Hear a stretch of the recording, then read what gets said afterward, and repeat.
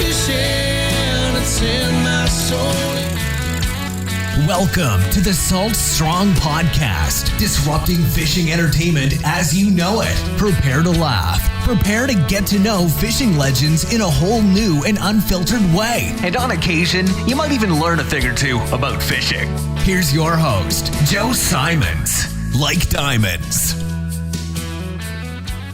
The war is on. Which side are you on?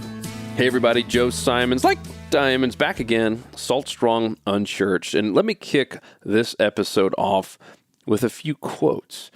Freedom prospers when religion is vibrant and the rule of law under God is acknowledged.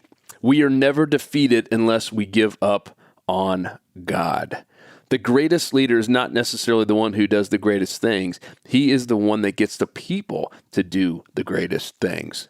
The struggle now going on for the world will never be decided by bombs or rockets or by armies or by military might. The real crisis we face today is a spiritual one. At root, it is a test of moral will and faith. I'm going to read that one again. That's really, really powerful. The struggle now going on for the world will never be decided by bombs or rockets or by armies or military might. The real crisis we face today is a spiritual one. At root, it is a test of moral will and faith. Now, you might be wondering, gosh, who said all those amazing quotes? There's probably no way it could be a politician, is it? Well, it actually was. It was the Ronald Reagan who said every one of those quotes I just said. And isn't it interesting that that was even an issue back then? And I think if you've spent any time just listening or on social media or watching the news, which I don't do, and I encourage you not to do, you would probably agree with that there is a serious test or a serious issue of moral will and faith. What I'm seeing right now is that half of the world, and this is the war, this is what side are you on, half right now are filled with hope, and half are filled with hate and anger. Half are filled with love, and half are filled with anger and rage. Half want capitalism, they want freedom, and half want like socialism and communism, from what I can tell. Half just literally just are just full of absolute anger. It's almost like people are just looking for things to either complain about or to judge other people on, or to just start riots, or to call someone out on, or to make fun of them. I've never seen anything like it in my life, where we'll post a picture of a fish and there's people on social media who are just like, the second they see it, are looking for all the wrong things instead of the right things. It's nuts. I've never seen anything like it. Have you experienced that? I mean, that's right. And that means we're sitting here at one of the craziest times in the world. And I believe one of the biggest issues is there's no clear mission. There's no clear vision. There's no clear values. Do you know what our values are as a country? Do you know what our mission is as a country right now? Is there a clearly defined vision statement? I know with our company, Salt Strong, there is. You can go to saltstrong.com, and we have all three of those things: our core values, our vision, and our mission clearly defined. Every morning, our team knows exactly where we're heading and why and what it's going to take to get there. And I believe we've lost that as a country. And I believe it's going to take the good people, the half that are filled with hope, and the half that are filled with love, and the half that are filled with, hey, let's get things great again. And I'm not talking about, going back to the president we just had. I'm talking about just getting along as a society, as being unified. We've completely lost that. And I don't know if you guys have read Fishing for Happiness. Hopefully a lot of you had, because I hear feedback from you guys. It's the book that I wrote and published a few years back. And kind of the genesis was this, is I was going through a tough time myself. I felt lost. I felt like I felt like I was having fun and I was making some good money at the time, but I felt like just unfulfilled, and like, why am I here? Is the purpose of me just to wake up every morning and do this job and make a paycheck and, buy some stuff? There's got to be more to it than that. And so I went on this quest to read all of the best personal development books out there, books on success, books on money, books on love, books on faith, books on just some of the best books of all time. Some of them going back 150 years, some that were written in the last 10 to 15 years. And what was really interesting, it boiled down to 4 things that every single one of these books had in common. There was 4 things that every single one of these self-help or self-development or personal development books had that basically said, if you do this, then you will get closer to succeeding. If you do this, you will be more fulfilled. And this can apply to both personal and even to cities and states and municipalities and countries and nations. And can you guess what the very first one was? Well, it was to have a very clearly defined mission, a reason you get up in the morning. And that means mission, purpose, right? Your why. And I don't think this country has any clue what that is today. I'm not sure that I know. And I'm certain if we went down to any large city and just asked 100 or even 1,000 people, can you clearly define the mission of our country? Can you clearly define where we're headed right now? And you would have answers all over the place. And I don't think you'd even see a regular pattern. In fact, I think it would be completely irregular, right? Because you got half the country who thinks we're going one way and wants to go this one way. And I think there's a lot of evil. I really believe there's this God and Satan right now. I mean, this is a spiritual warfare. Right? As even Ronald Reagan talks about here, that some of the bigger issues are when you start kicking out God of our country. You have half of America right now that absolutely wants to just get rid of the word God. They want to get rid of the word Jesus. They want to get rid of the word Jesus Christ completely out of our vernacular. They think it is causing more harm than good. And then you have the other half who believes in God, who believes in Jesus Christ as our Savior and wants that out there. And so I don't believe you're ever going to be, as a country, going to be able to succeed if you have 2 different parties thinking completely different. And I'm not talking political parties. I'm just talking about in general. Like half the population believes one thing and half the other. At some point, there will be a war. And it'll be a spiritual war. It will be a battle. And I believe something is happening now. It just feels like something is happening. I mean, I think you'd have to be numb to think something isn't going on right now. And it's tough to put your finger on why or where it all started, but something's going on. If you read the Bible and hear the stories, they all went through similar things where there's just all this tension of Christians and people who wanted to do good, who wanted to be loving and wanted to follow God and wanted to talk about Jesus Christ in our lives. And then you have another group who wants to just destroy it.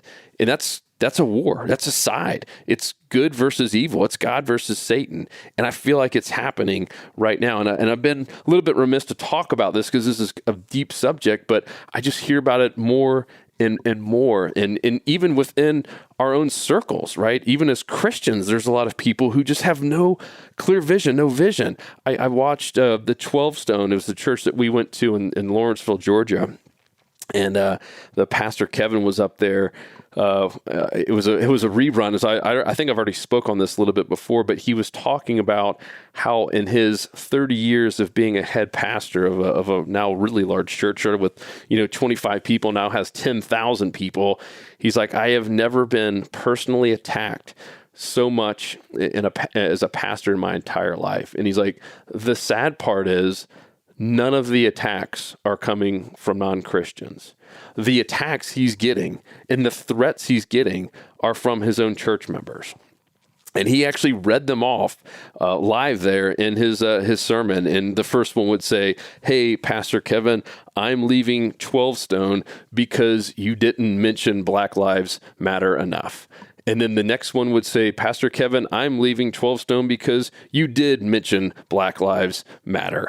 And it just went on and on. I'm leaving 12 Stone because you didn't say that we should vote for Trump. And then the next person says, I'm leaving 12 Stone because you didn't say we should vote for Trump. And it was just crazy. It was like, I can't make this stuff up. And he's like, we have people who have just no clear vision. It's almost like them, like, us, his people in his church are looking for things to complain about. And usually that happens. And even looking back at my life, the reason I went through that 300-book process, took 5 years to do that, is because I had no clear vision. I had no idea where I was going. I had never taken the time to even think about it. And I know there's not that much we could change today, like in the snap of a finger with our own country, but you can start with yourself. How many of you have a clearly defined mission and a vision, even just core values for your family? I'm willing to bet most don't, because I didn't forever, and I still struggle with it. But every year I write that stuff down, and we talk about it as a family. We kind of have a word that we're kind of running on for the year. And so I would challenge you to kind of start there, because I believe this war is going to come down to a spiritual warfare, and the ones who are prepared for it the best are going to win. And at the end of the day, we all know that good wins. We all know that God wins. But it ain't going to be easy, and it's not going to happen if we all just settle down or start getting ticked off at each other. The more of us, meaning the more people, if you're listening to this, you're probably a great person, and you want to be full of hope. Maybe you are. You want to be full of, maybe you already are. You don't want to be full of rage and anger and hate. And you don't want to see this country go down the tubes, right? But there are some people who do, or at least they don't see the problems with the way they're acting and behaving and cutting people down and just being full of absolute hate. I mean, spend any time on social media and it's very, very clear what is going on. So this is going to be an ongoing, kind of debate. And I'm going to bring some experts on to discuss this kind of spiritual war, this morality war. I mean, look at who's celebrated today, right? We don't celebrate the pastors and even the good police officers and all the people who are doing amazing things, the doctors, the nurses. Guess who we celebrate? Guess who's got the biggest Instagram accounts? The porn stars, the people who are doing absolutely just horrible things and guiding people down horrible. I mean, it's embarrassing to see some of these people who get so much attention and they're just like put up on pedestals, right? And they're horrible people. I mean, doing absolutely horrific things that we should be and used to be embarrassed about 40, 50 years ago, and now they're celebrated. And that's because, as Ronald Reagan said, we've lost our moral compass. The morals have been completely thrown out the door. The values have been completely thrown out the door. Now, we're all into cursing as much as we can and getting drunk and all the stuff, the rappers and all the music you hear about on there. And yeah, this has been going on for years. Porn and all this stuff is not something new. There's always been music that has appalled some people, but now as a society, as a culture, we've hit an all-time low. But take all that stuff out of the picture, the bigger issue, even if all of that was there, we've hit an all-time low because we've absolutely lost clarity on our mission. We've absolutely have no clarity on our vision, and values and morals have been completely thrown out the door. And eventually, countries who go down that path, who were just completely divided, who were not united at all, and lose all their morals, take God completely out of their lives, they will perish. And I don't want that. I don't want that for me. I don't want that for my kids. I don't want that for my grandkids. So it's going to come down to us. At some point, there will be a war. At some point, the good will be pushed hard enough or far enough that they have to fight back. And I don't know what that means. I have zero idea. I'm going to keep praying on this, and I hope you do the same. And I'd love your feedback on it. And I'd really love to hear if you have any experts on this. I'm certainly not one, but this is one I just wanted to hit record and just kind of chat through it because it's been on my mind. It's just been bugging me for the longest time, just watching what's going on out there. And golly, it's scary for my kids. Just to think they might grow up in a world that's just communist and socialism and full of hate and have no religious freedom, right? I mean that's not off the table. That kind of stuff can happen if you get enough wrong leaders in there and you get enough people to back them up who are full of evil. It can happen, and that's exactly what Satan wants to happen. We can't let that happen, guys. So I'd love your feedback. You know how to reach me, joe@saltstrong.com.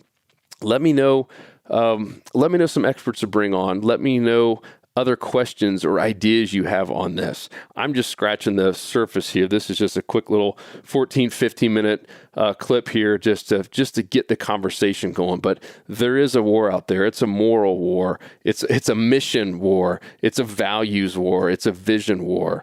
And once again, I am just scared to death for our country if we don't fix this now.